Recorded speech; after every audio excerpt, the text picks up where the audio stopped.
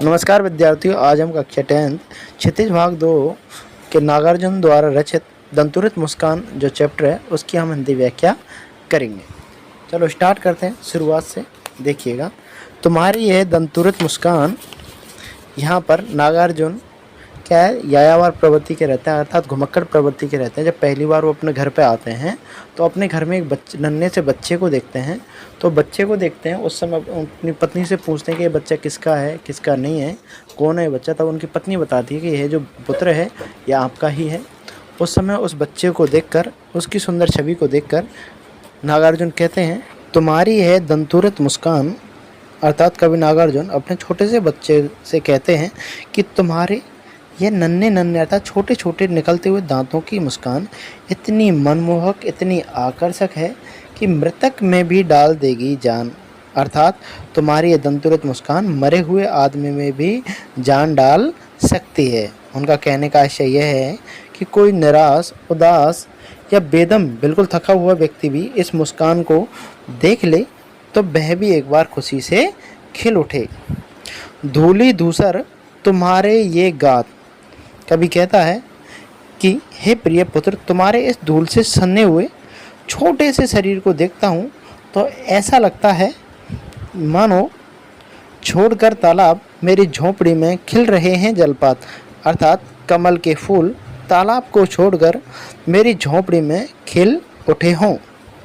उनका कहने का आशय यह है कि तुम्हारा सुंदर सुकोमल मुख कमल के समान प्रतीत होता है, जिसे देखकर मन बड़ा प्रसन्न हो जाता है। उनका जो मुख है किसके समान प्रतीत होता है? कमल के समान प्रतीत होता है, जिससे जो कवि हैं उनका मन बड़ा प्रसन्न हो जाता है। परस पाकर तुम्हारा ही प्राण पिघल कर जल बन गया होगा कठिन पाषाण। हे प्रिय पुत्र, तुम्हारा स्पर्श पाकर यह कठोर चट्टान भी पिघलकर जल बन गई होंगी।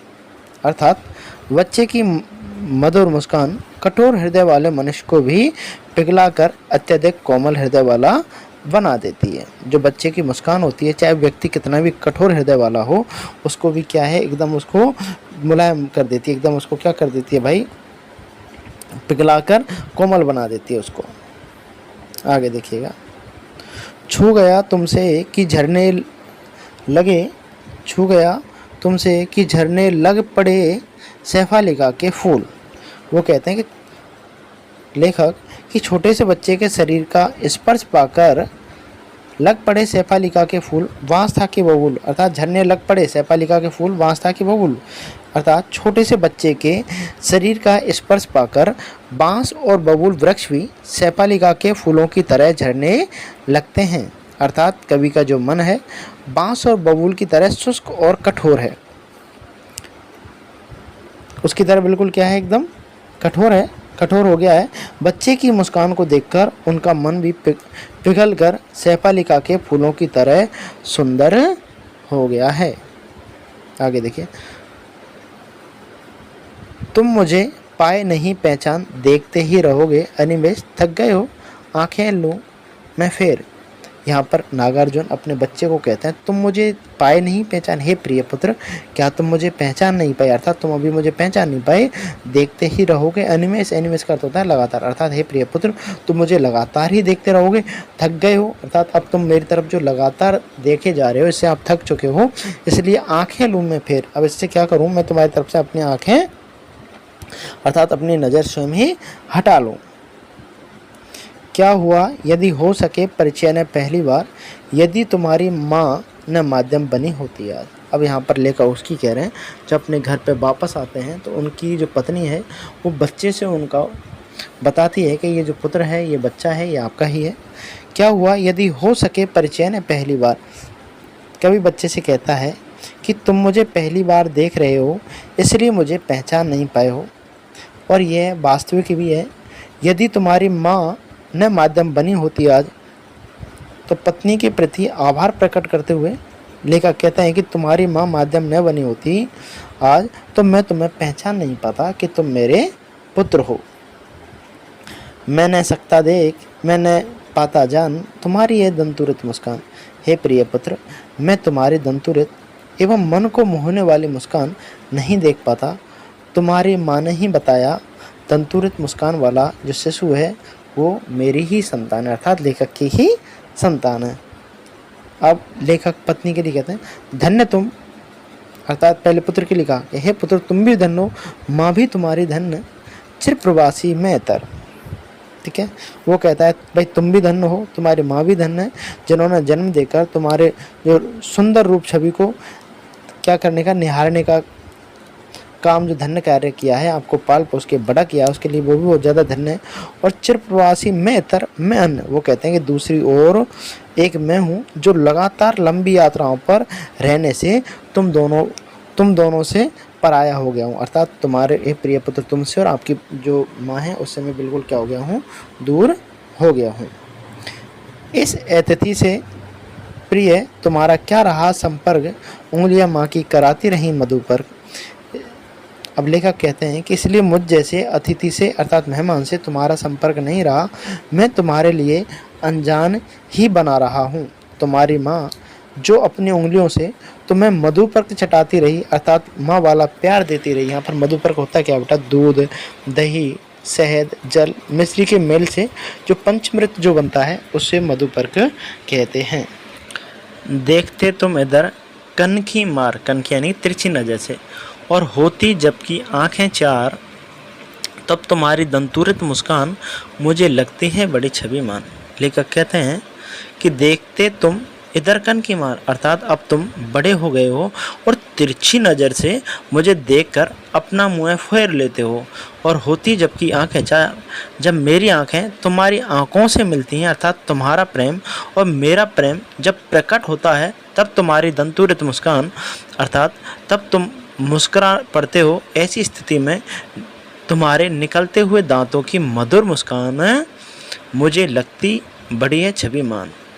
मधुर मुस्कान मुझे बहुत ही सुंदर लगती है और मैं तुम्हारी उस मुस्कान पर मोहित हो जाता हूँ।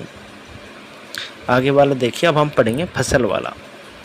देखिए फसल क्या है, लेखक इसके बारे में बताते हैं। फसल एक के नहीं, दो के नहीं, ढेर सारी नदियों के पानी का जादू है।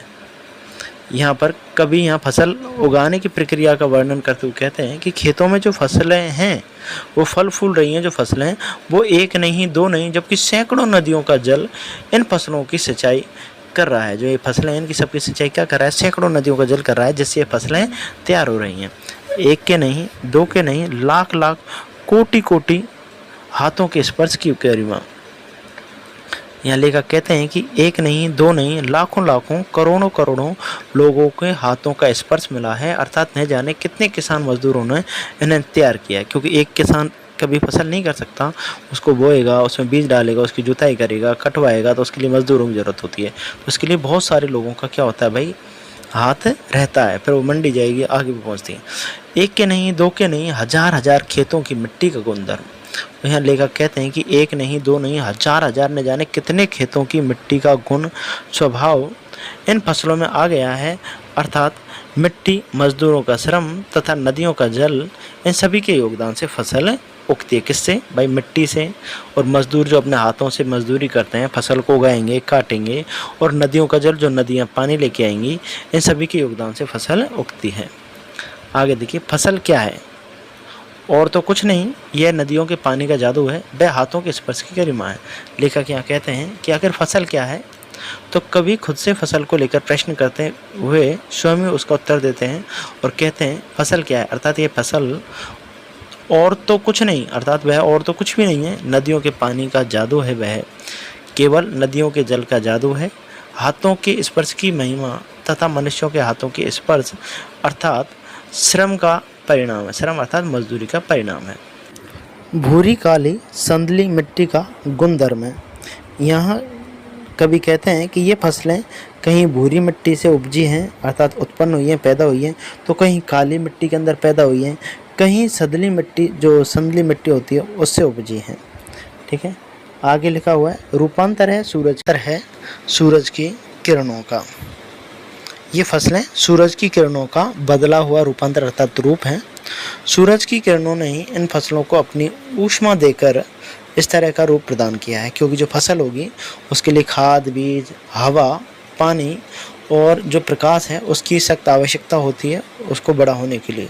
तो इसके लिए क्या है, जो सूरज की किरणें हैं वो ऊष्मा देकर इसको क्या किया, रूप प्रदान किया है। आगे लिखा हुआ है सिमटा हुआ संकोच है हवा की थिरकन का। इसके साथ ही हवाओं की थिरकन का अर्थात हवा जो चलती है उसके अंदर उस थिरकन इनमें समाई हुई रहती है। इन्हें बड़ा करने में हवा की भी अपनी महत्वपूर्ण भूमिका होती है। उम्मीद है आपको यह अध्याय अर्थात यह पाठ अवश्य समझ में आया होगा, क्योंकि जिस प्रकार से ये चैप्टर है उसी के अकॉर्डिंग मैंने इसके अंदर फ़ोटो समाहित की हैं। उन फ़ोटो को एक बार देखें और उसके अनुसार ही जो आवाज़ है उसको भी सुनें, अवश्य आपको अच्छी तरीके से समझ में आ जाएगा।